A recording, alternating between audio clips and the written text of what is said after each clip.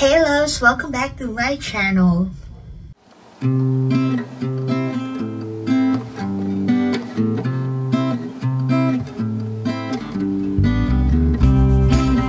Ito na nga, 'di ba? I love watching, especially for, Showtime.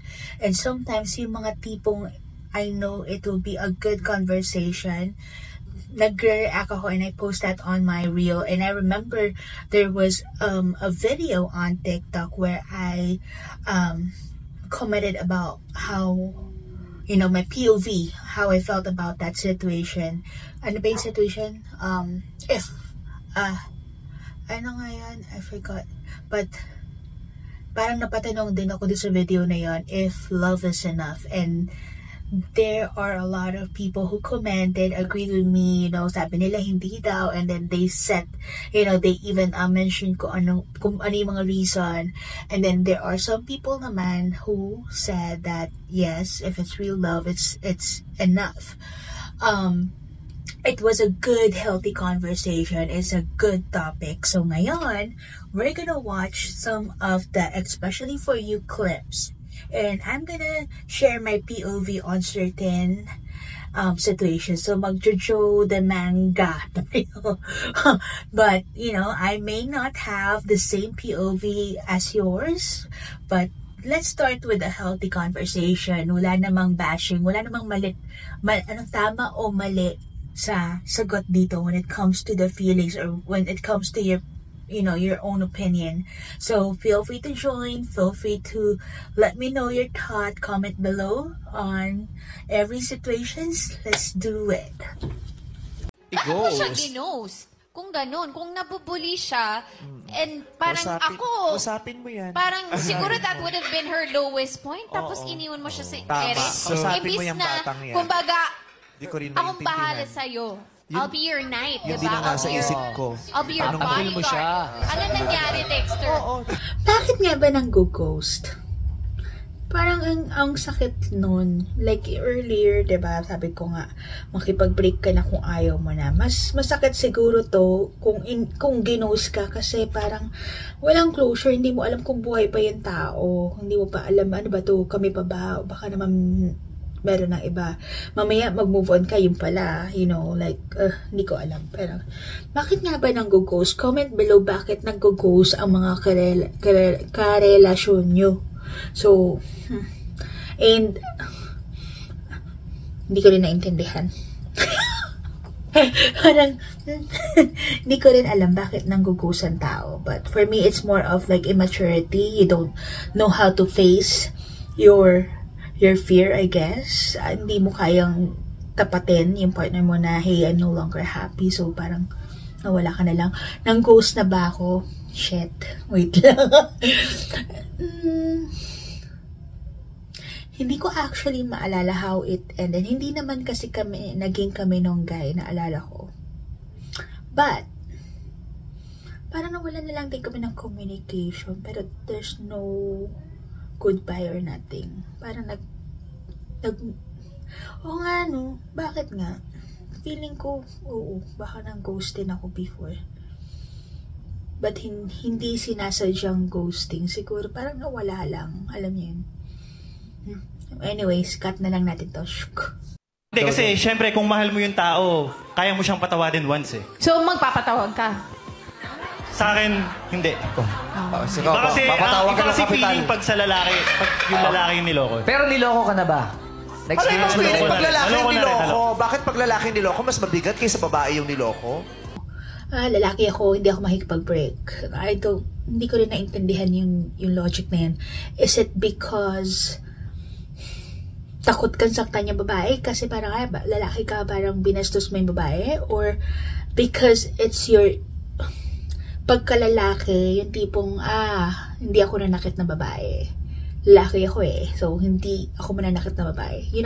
Pero, for me, whether you're babae or lalaki, if you're no longer happy with the relationship, go ahead.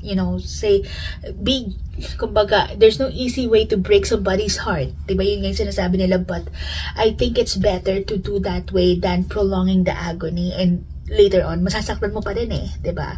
And ang pangit din lalo, for example, okay, hindi ako makipag-break pero may nakita akong okay na babae, so I'll go date her while I'm still in the relationship with somebody that I no longer love. Parang double batok yun for me. So, might as well just, just stop it right then and there, and yun na yun. Alam mo yung difference ng love sa in love? Yeah. Diba? Kasi pwedeng sinasabing, mahal ko naman siya eh.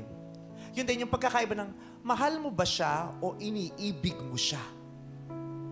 Kasi yung mahal, pwede mo siyang ibigay sa lahat, sa maraming tao. Diba? Pero yung iniibig mo siya, pinararamdam at ibinibigay mo lang yan sa pinakanatatangi. Kaya kung nararamdaman ko mahal niya ako, o sinasabi mo, mahal ko naman siya eh, pero, napaparamdam mo ba sa kanya kung iniibig mo ba siya? Napaparamdam mo ba yung pagiging natatangi niya? Yung in love, yung love at in love, kasi yun nga, yung love na para sa lahat ng tao, pero yung in love, isa lang yun. Isa lang yun. At saka yung, para ma-maintain mo yung pagiging in love mo dun sa relationship, it is a constant combination. It is a constant combination of both your conscious and unconscious efforts. Katangit. Okay. Medyo, medyo natawid naman ni Meme yun, pero parang medyo naguluhan ako. Kasi for me, I will never say, love mo na lang. Because that's all that matters. At ang aso ko. Yeah. Hindi ko pwedeng sabihin, parang, ang pangit sabihin, for me, it's parang love mo na lang, kaya ka nasa relationship. For me, love is all that matters, diba? Yun nga yung sinasabi na, love is all that matters, diba yung nga yung kanta? Kasi, paano ko ba i-explain? When you're starting a relationship, yes, you're very much in love and you love the person. Now, yung sinasabi ni Meme na ang love kasi pwede sa lahat. Yes, it's the general love. Pero hindi yan pare-pareho. Iba yung love sa family, iba yung love sa kaibigan, iba yung love sa pets, iba yung love sa partner o sa karelasyon. And for me, love ang number one. I mean, yun ang to the highest level. Hindi ko siya pwedeng sabihin lang, love na lang, yung natitira. Hindi.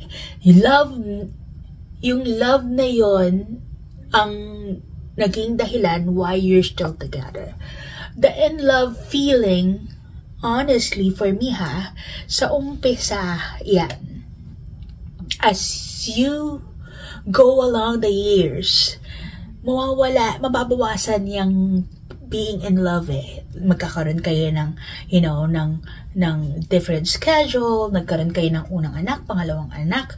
Yung being in love, napapalitan siya ng obligasyon or yung nakukonsume ng ibang schedule or ng ibang commitment. Instead na mag-bonding kayo because you're much in love. Now, here's the thing. 50 years na kayong kasal, being in love nyo, matatransform yan. Hindi na ganun. Minsan nga wala nang in love eh. Kasi matanda na kayo, wala nang level of intimacy. But, as you go along the year, you have to build a good foundation para pag nawala, nababawasan na yung pagiging in love nyo, meron kayo na form na mas higher level of love and friendship. Yung tipong companionship. Kaya nga, diba, meron mga 25 years ng kasal, 30 years ng kasal, 50 years ng kasal. They're not really in love to the point that, the level of intimacy is still there. But the reason why they're sticking together, because they have found their reason to stay together because of the love that they're feeling. Napalitan mo na ng yung pagiging in love and kilig, napalitan nyo na partners kayo eh, you know, like companion eh, you know, nawala na masyado yung medyo kilig kasi you know, busy na kayo sa trabaho, busy na kayo sa pagpapalaki ng anak. Kaya nga sabi ko, nung medyo bago-bago pa lang, I remember, single pa ako noon, but I was advising my best friend kasi nauna siyang ikasal, and then, you know, nagkaroon ng kids and stuff. Sabi ko, naalala ko, I told my best friend na, you need to have a quality time with your husband alone. You know, it's not like, okay, Sunday naman, mag-grocery, tara, lahat tayo, pati mga bata, mag-grocery, ito na yung pinaka-family date namin. No, you have to allot time with your spouse or with your partner na kayo lang. Kasi dun kayo mag-flourish dun kayo mag-mold ng or mag-build ng foundation as a companion, you know, as a partner. Hindi siya yung tipong obligasyon because you have kids, kailangan yan lumabas. You know, kailangan natin ipasyal yung mga bata. Yeah, kailangan, but make sure that you still have time for your partner. You know, kasi as you go along, para hindi lumalayo, para nababawasan man yung feeling of being in love, hindi lumalayo yung kayong dalawa. Alam niyo yun? Kasi kapag nagkaroon na kayo ng foundation to stick together because of the love that you're feeling. So, meron na dyan mga 50 years ng kasal, you know, they're still happy, you know, happily married because they've found their best friend, they've found their, you know, companion for the rest of their life. So, yun for me. Lang talagang malaman kung ano yung pakiramdam kasi hindi ko nga siya naranasan. Kasi I have been taking care of a lot of people for the longest time. Kaya nung naranasan ko, ay, ganito pala yun. Ay, ang saya din pala. Well-deserved Mama Vice, you know, like sobrang, medyo kinilig ako dun. Pero totoo yun, na even though na I'm capable of doing something, minsan parang gusto ko naman maging extra feminine na may pagka-gentleman pa rin si asawa, you know. And super kilig naman talaga. Even kahit yung mga strangers lang, when you kunyari sa mga restaurants, and if like, ang dami nun dito, hindi ko alam sa Pilipinas, pero dito, automatic, the gentleman, they open the door, you know, and wait for somebody to come out or papasok, ganyan. Especially pag may hawak kang mga boxes or like, you know, galing sa grocery, sometimes, binubuksan pa rin, shopping bags, like, they really open the door for you. So, ang sarap nun, kahit may kasama pa silang girlfriend, ganun, pinapakita lang nila na, you know, you're a woman, and they're still gentlemen. So, meron pa din.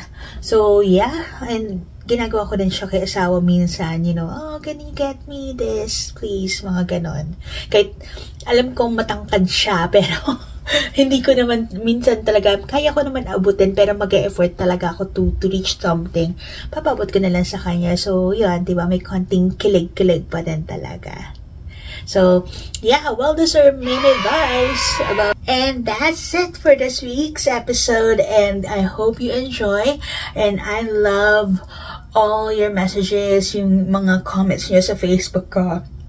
And if you want to be updated with my YouTube videos, please hit that notification bell, like and subscribe, and comment below of what else you want me to feature, more reaction videos ba?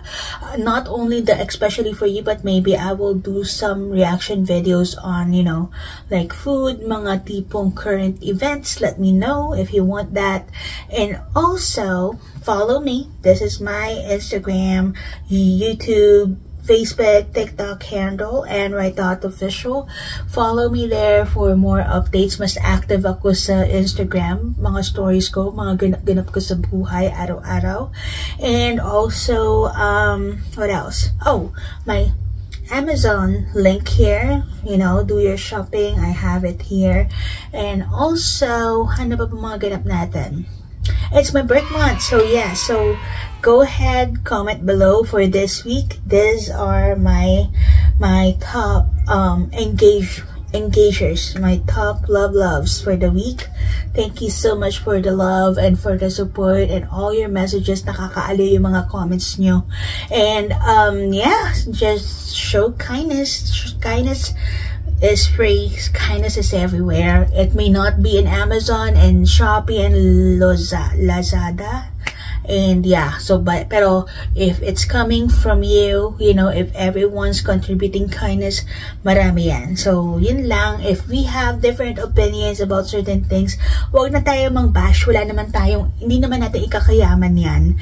But you know, just respect each other's opinion. Comment below what else you want to see. Comment your own opinion.